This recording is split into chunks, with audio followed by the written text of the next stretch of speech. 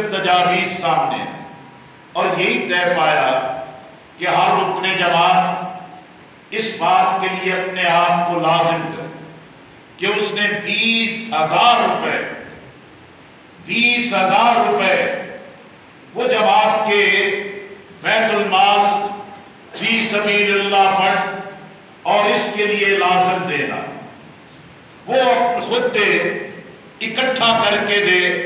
ساتھیوں کو تیار کر کے دے، لیکن ہر رکن اپنے آپ پر لازم کر لے کہ مجھے یہ رقم ہر صورت میں ادا کر۔ اسی طرح اپنے کارکنان کو تیار کر، حلقہ خواتین میں ارکان اور اس کی تمام بہنوں اور کارکنان کو تیار کر۔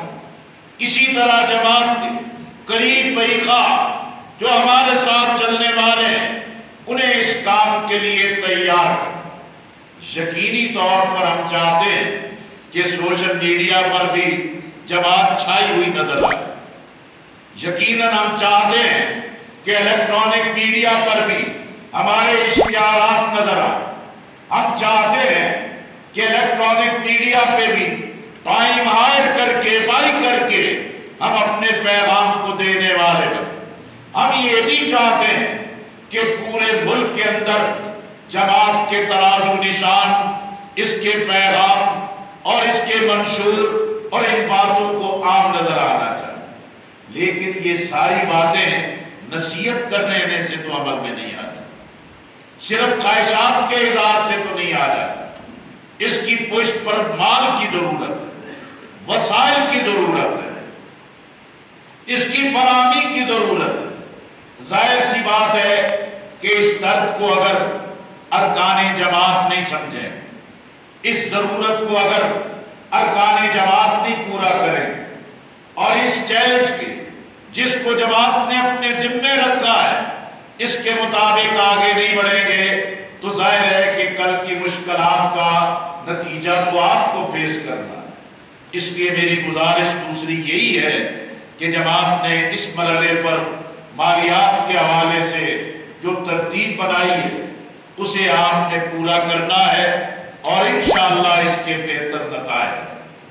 اسی طرح میرے عزیزوں، میرے بھائیوں اور میری بہن، اس وقت جو ملک سیاسی اقتصادی بڑے بحرانوں سے دوچار،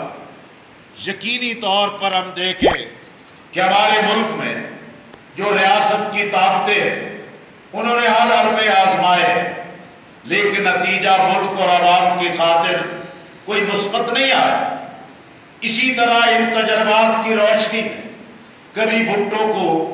کبھی شریف خاندان کو، کبھی عمران پروجیکٹ کو یہ تیار کیا اور ترتیب دیا، لیکن اس کی بنیاد پر اسٹیبلشمنٹ نے نہ ملک کے لیے کوئی خیر پیدا کیا ہے، نہ ملک کے لیے کوئی آسانیاں پیدا کی۔ اس لیے میں سمجھتا ہوں جہاں سیاسیت میں استحکام ہوتا ہے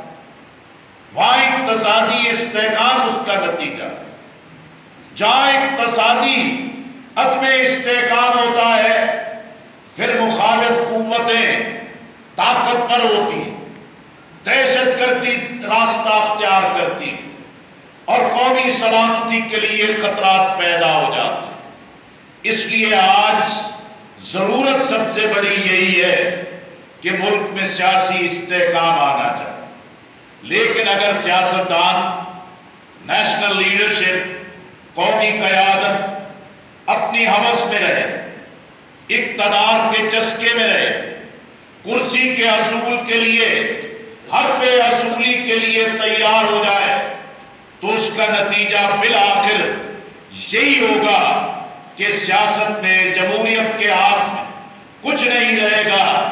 اسٹیبلشمنٹ اپنی مرضی سے چیزوں کو ڈکٹیٹ کرے۔ میں آج بھی سمجھتا ہوں کہ ملک کی ضرورت ہے کہ نیشنل لیڈرشپ،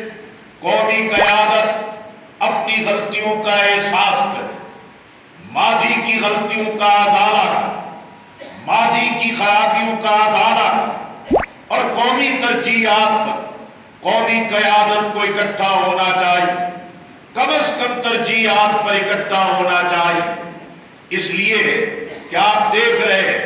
کہ اتحادی حکومت پی ڈی ایم حکومت اپنی نااہلی ناکامی عوام کا خون نچوڑ آئی ایم ایف کے سامنے ہاتھ پاؤں باندھ کر قوم کو پھینک دیا ہے، اپنی مدت کی تکمیل کے بعد اختتام کی طرف جا رہے ہیں۔ عمران خان صاحب سے جو کام لینا تھا وہ لیا جا چکا، جو پی ڈی ایم اور اتحادی حکومت سے کام لینا تھا وہ لیا جا چکا، لیکن اب یہ مدت کی تکمیل کے بعد 60 دن میں الیکشن، 90 دن میں الیکشن، یہ آئین کی پابندی ہے۔ لیکن حالات اس بات کی بھی چغلی کھا رہے کہ کہیں نہ کہیں کوئی ذہن کار فرما ہے کہ یہ الیکشن آگے چلے جائیں، الیکشن کے فرار کے راستے تلاش کیے جائیں۔ جواز کہا جاتا ہے کہ پنجاب کی اسمبلی ٹوٹی، کے پی کی اسمبلی ٹوٹی، کون سے 90 دن کی مدت پوری کی گئی؟ اس کا تو ایک پس منظر تھا کہ عمران خان صاحب نے اجلت میں، جلد بازی میں، جذباتی طور پر اپنے اقتدار کے جانے کے غم میں اپنے زون میں پنجاب اور کے پی کی اسمبلیاں توڑ دی۔ میں نے اس وقت بھی ان سے کہا تھا آپ یہ ٹھیک اقدام نہیں کر رہے۔ انہوں نے کہا کہ نہیں بلوچ صاحب، یہ مارچ میں الیکشن لے لوں گا، اور میں نے باجوہ کو ایکسٹینشن دینے کی بات اس لیے کی ہے کہ مارچ میں ملک میں الیکشن ہو جائیں گے، میری حکومت ہوگی، نیا چیف میں اپنی مرضی کا مقرر کروں گا۔ میں نے خان صاحب سے کہا یہ آپ کا ایک تصور ہے، خیال ہے، یہ کون اس طریقے سے ہونے دیتا ہے؟ میں نے اس وقت بھی دوسری ملاقات میں بھی ان سے یہی گزارش کی کہ خان صاحب آپ مقبولیت کے نصف النہار پر ہیں، مقبولیت کے عروج پر ہیں، لوگوں کی آپ سے بڑی توقعات ہیں اور یہ آپ کی خوش قسمتی ہے، لیکن اگر آپ اپنی اس مقبولیت کے ساتھ انتخاب کی دہلیز پر نہیں پہنچتے، انتخاب کے مرحلے پر نہیں پہنچتے، تو یہ آپ کی سب سے بڑی ناکامی ہو۔ کہنے لگے کیا کرنا چاہیے؟ ہم نے اس وقت بھی کہا کہ مذاکرات، ڈائلاگ اور سیاست میں بات چیت سے راستے کھلتے ہیں۔ انہوں نے کہا کہ بالکل ٹھیک ہے، پھر مذاکرات شروع ہوئے، لیکن پھر انہوں نے ایک نیا مخ لگا دی کہ 14 مئی تک ساری اسمبلیاں توڑو، میں مذاکرات کا راستہ بند کرتا ہوں۔ پھر 9 مئی کا سانیہ ہو، جس کے بعد یہ حالات کسی کے بھی کنٹرول میں نہیں، اور ان کے یہ غلط اقدامات آج اسٹیبلشمنٹ کو ایک ننگی طاقت دے دی۔ اس لیے ہم آج بھی سمجھتے ہیں قومی قیادت، نیشنل لیڈرشپ، نیشنل پرائرٹیز پہ کم از کم ترجیحات پر اکٹھا ہونا چاہیے، آئین کے تحفظ کے لیے، انتخابات کے بروقت انعقاد کے لیے، جمہوریت کی حفاظت کے لیے، پاکستان کے عوام کے جمہوری حق کی حفاظت کے لیے نیشنل لیڈرشپ کو اپنے رویے بدل کر، تبدیل کر کے آج کے حالات میں اپنا کردار ادا کرنا ہو۔ اسی طرح ہم سمجھتے ہیں فوج ہے، قومی ادارہ ہے، ان کی قربانیاں جس پر قوم کو فخر ہے، وہ جوان ہے، افسر ہے، جس پر کوئی دوسری رائے نہیں۔ 9 مئی کے سانحات کو پوری قوم نے مسترد کیا ہے۔ ہم احتجاج کے قائل ہیں، ہم دھرنوں کے قائل ہیں، ہم جلوس و جلسوں کے قائل ہیں، لیکن پاکستان کی تاریخ میں رد عمل میں، احتجاج میں، دھرنوں میں، تحریکوں میں کبھی یہ روش نہیں اپنائی گئی کہ جس کی وجہ سے پاکستان ایک بڑی مشکلات سے دوچار ہو گئے۔ ہم آج بھی اسٹیبلشمنٹ سے کہتے ہیں کہ لوگوں نے اپنی ہمدردی کا اظہار کیا، لیکن آج یہ ایک فیصلہ کن مرحلہ ہے کہ فوج کو، اسٹیبلشمنٹ کو سوچنا چاہیے عوام میں کیوں نفرتیں بڑھ رہی ہیں، یہ فاصلے کیوں پیدا ہو رہے ہیں، یہ خلیج کیوں بڑھتی چلی جا رہی ہے، لوگوں کی توقعات مایوسیوں میں کیوں بدل رہی ہیں۔ آج موقع اور مرحلہ ہے کہ اسٹیبلشمنٹ ماضی کی غلطیوں کو نہ دوہرائے، سیاست میں من پسند نتائج کی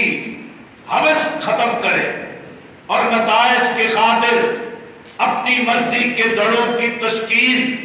اور الیکٹیبلز کو اپنی مرضی سے استعمال کرنا یہ پاکستان کی سلامتی کے لیے خطرناک شکل اختیار کر چکا ہے۔ اس مقصد کے لیے یہ ناگزیر ہے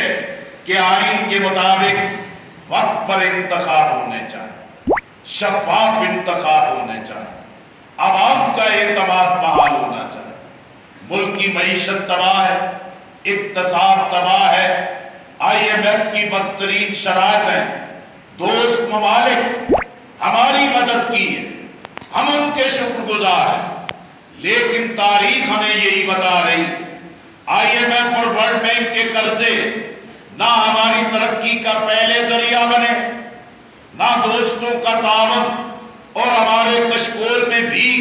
ہماری کسی مدد کا ذریعہ بنی۔ ہم یہ جو سود سے چپٹے ہوئے،